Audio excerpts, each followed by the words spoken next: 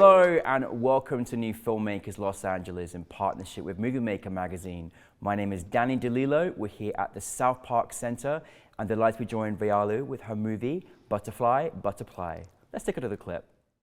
Welcome to my channel.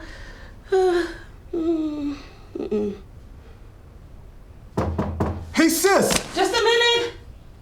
I'm busy. Wait. Look what I found in Dad's stuff from when he first came to America.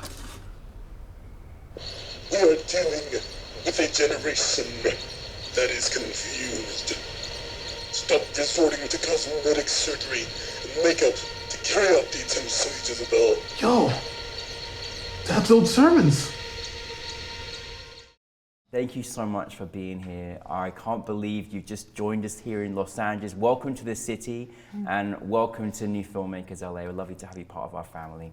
Thank you so much. It's great to be here. Your movie was so impactful. I mean, I watched it several times at home, and then when I saw it on the big screen, it just electrified. It was incredible. But for those that haven't seen it, tell us a brief synopsis of your film. Okay, Butterfly, Butterfly is about a Papua New Guinean American girl who challenges her father's strict religious rules to find her voice as a makeup artist. I'd say it's about being Indigenous, being female, and being and the experience of growing up in the Papua New Guinean diaspora. Yeah. And you're trying to navigate multiple cultures and find your voice when it's very confusing, and it's a very personal story. Yeah, I mean, honestly, it was such a brilliant story. And again, you're alluding to what personal experiences, but where did the inspiration come for you in deciding to turn this story and then make this into a film? Yes, well, my inspiration for telling the story, first of all, I grew up in New Zealand and Papua New Guinea. I was born in Papua New Guinea, raised in New Zealand, and I never saw a film from the point of view of a Papua New Guinean, let alone a Papua New Guinean woman. Yeah. So my goal was to tell a story from my perspective, and specifically from the diaspora. It took me a long time to feel like I was enough to tell that story, or I was Papua New Guinean enough. That was a real struggle for me. It was a bit chaotic in terms of my cultural identity because I never felt Papua New Guinean enough. I never felt New Zealand enough. Yeah. My mother's from New Zealand and my father's from Papua New Guinea. So there was a lot of trying to unpack that and understand that. So eventually I thought, I'm going to do this. And with the help of a fellowship, the Armed with a Camera Fellowship, who really supported me.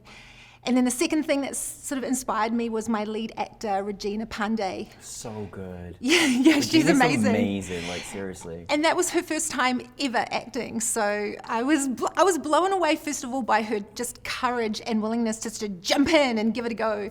And then just her vulnerability with me. And honestly, I feel like making the film with her, I felt like our ancestors were spiritually bringing us together because we just clicked, and every step of the way I felt like she was helping me step out of the shadows and I was helping her step out of the shadows. So it was a very special collaboration where I think for the first time we were both going, this is who we are as Papua New Guinean women growing up in a Western city. So it was cool.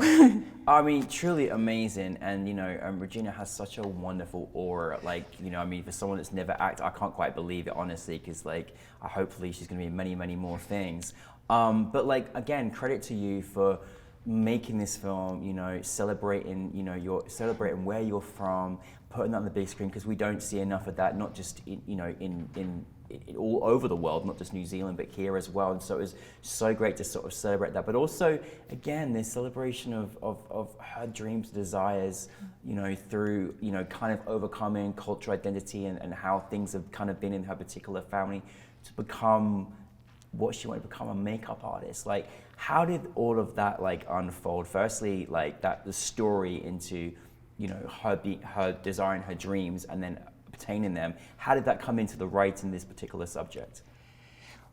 Well, we started by first meeting. I met her randomly on Instagram, and sort of tentatively put it there, hey, would you be interested in being in a short film? And she was a little scared at first, and then we got talking. And through the conversations that we were having, I realized that the story could come through our shared experiences of living in the Papua New Guinea diaspora. So it was a series of conversations that we'd have on Zoom. We met a few times, and we just talked about what it was like. And experiences we had, and then from that I went away and wrote a script. And then during that process, actually, she said, oh, by the way, my brother's done some acting, he's done some theatre. And I said, well, let's write him in the script. What? And then I also had another person reach out who plays the YouTube sort of influence, the Fijian actor, who's also an amazing singer. Joanna Mate, she sort of had reached out to me, and I said, well, I'm going to write you in the film too because I love your personality. Oh, it's amazing. Yeah, so we developed the script, and then we'd just sort of have a series of table reads on Zoom to refine the dialogue and I guess sort of whittle it down to fit the small budget we had. And yeah, that was amazing because it didn't feel like I was the writer. It felt like a collaboration, and it felt like we were sort of putting on the table all the things that we wished we'd always wanted to say, like, oh, how many times do people go, oh, are you a cannibal? Ha ha ha, and make a joke, or do you wear grass skirts in a grass hut? And which I don't actually mind people thinking that I do that, but the implication behind it was always like, you know, you're savage or primitive, and it was often difficult to read if that was coming from a place of, I don't think it was really coming from an unkind place. It was more of an ignorant place. Ignorance, yeah, exactly. And I think that's the important thing about your film is that, you know, you are not only celebrating the Papua New Guinea diaspora, but you're also educating other people as well, which is really important. And again, this was such a wonderful character that was created here that, you know, you really got to see her shine and overcome, but also in education, just to be like, there is incredible makeup artists that come from Papua New Guinea, and, you know, these incredible women that do these, I mean, I couldn't stop looking on the screen because I just couldn't take it all in. It was so beautiful to watch. Tell us a little bit about how that evolved in, because you must have been mesmerized to see just the talent that was on board. And I love that also you had this great dedication for the great makeup artists and women in the Papua New Guinea diaspora as well. Yes, yeah, oh, it was amazing. Once we folded that storyline in, I actually felt liberated too when it came to makeup. Like, we both started talking about it, and I think in the West, makeup traditionally has always been about trying to express yourself as a sexual being, or it's been more about making sure you have beauty, but in Papua New Guinea, it's about your identity, it's about your connection to nature, it's about your history, it's so much more. And I feel like in the West that is evolving. Like, I love watching a lot of the makeup videos because there's like so many different makeup scenes, and I feel like that was a kind of a smaller message in the film, was about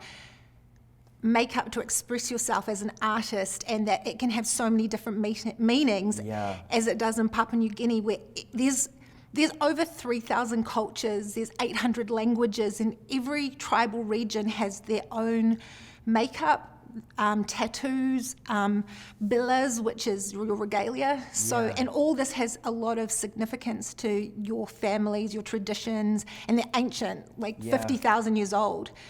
So it was kind of amazing to go, oh yeah, Western makeup versus like Papua New Guinean makeup, but then as women who live in the diaspora kind of going, oh yeah, we can bring this together and kind of go, find the freedom in both worlds to kind of express yourself. So that was a really exciting layer to the story that we discovered through the process. It's so many multiple layers of talent, spirit, heritage, history, family, traditions, tribes. Like, I was getting goosebumps just watching it, because I was just like mesmerized by, just these, amazing people that you celebrated. What was the hardest part about making the film? So there was a lot of difficult moments. I think the three most difficult things. One was I was wearing multiple hats. Yeah. So producer, director, writer.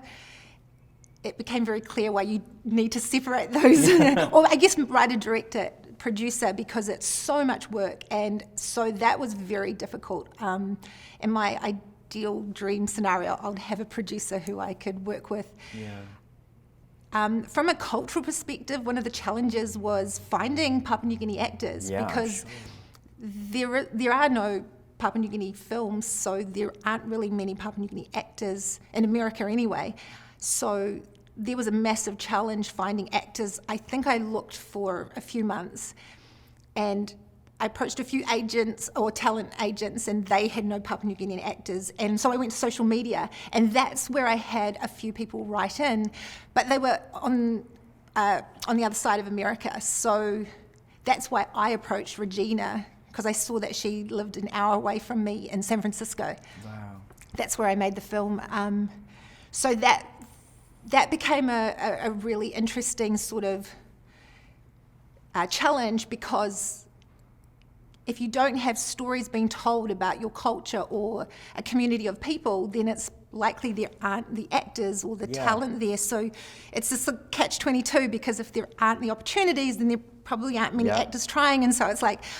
You're balancing that act, of course. So that was the challenge. Yeah, no, of course. And listen, looking back on it and, making this film, and, again, I think people underestimate what it's like to be born in another place, then grow up in another place and live in other places. Like, you're constantly, trying to understand what you are, too much of this, not much of this, and it's a constant life battle almost, really. And you did such a wonderful celebration of just, what's important to you, putting people on camera, on film that we haven't seen, that we should be seeing more of, that celebrate different communities, different places, different countries. Having looked back on it, like, what did you kind of want, aside from your own personal experience and what you were wanting from the film, what did you want your audience to take from your film? I wanted the audience to see that Pacific Island women, that Indigenous women have stories to tell, that we aren't stereotypes, we aren't necessarily all living in our homelands, we are in the cities and we're living our lives and we have stories to tell. Yeah. So I guess that's the main thing, and to see that we're here and that our stories do matter, even though we're a small community.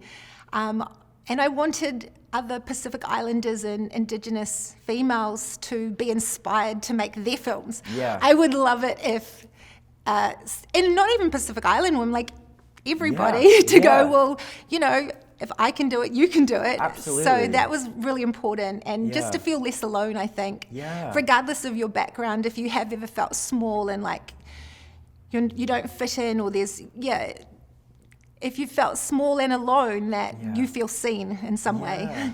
Well, you're a wonderful filmmaker, so I really can't wait to see whatever you're going to be bringing us next. But what's next in your storytelling? What's next on the horizon for you? Well, I'm working on 2 screenplays. I'm currently working on an historical drama. It's set in 1930s Papua New Guinea, and it's about a 12-year-old Indigenous girl who has to rescue her brother from being wrongfully executed. So it's quite personal, to be honest, because I wrote it because my parents, it was quite taboo that they were together, and my Papua New Guinean grandfather, Bubu, he was always afraid that my father would be killed.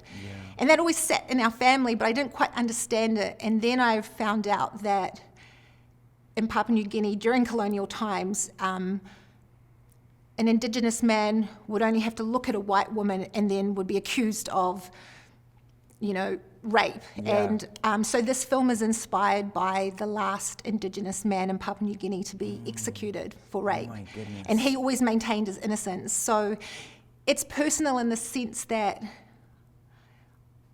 I always felt this divide between my 2 families.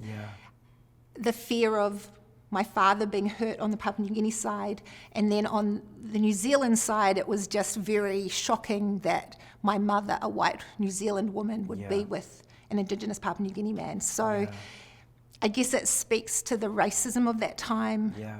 It speaks to the sort of stereotyping of men of colour and their incarceration and then the domino effect of that till today. Yeah. So.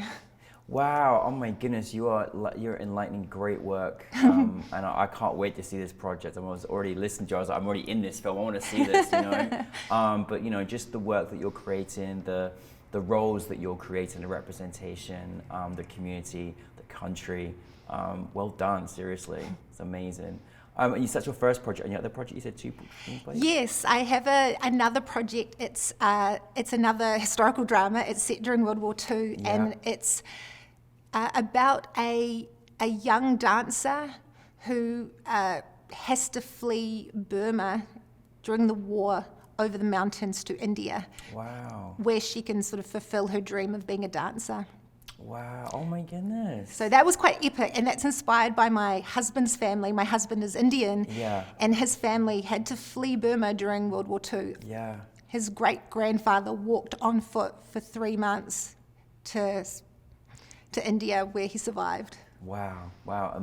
Well, listen, I'm really excited for the worlds that you're going to be sending this to, and I'm so glad that you as a storyteller are the ones that is writing it as well. But I just want to say thank you so much for bringing your film to us. Welcome to the New Filmmakers LA family, and congratulations on your film. Thank you so much for having me, and I love you, New Filmmakers LA. Oh, thank you so much. Thank you.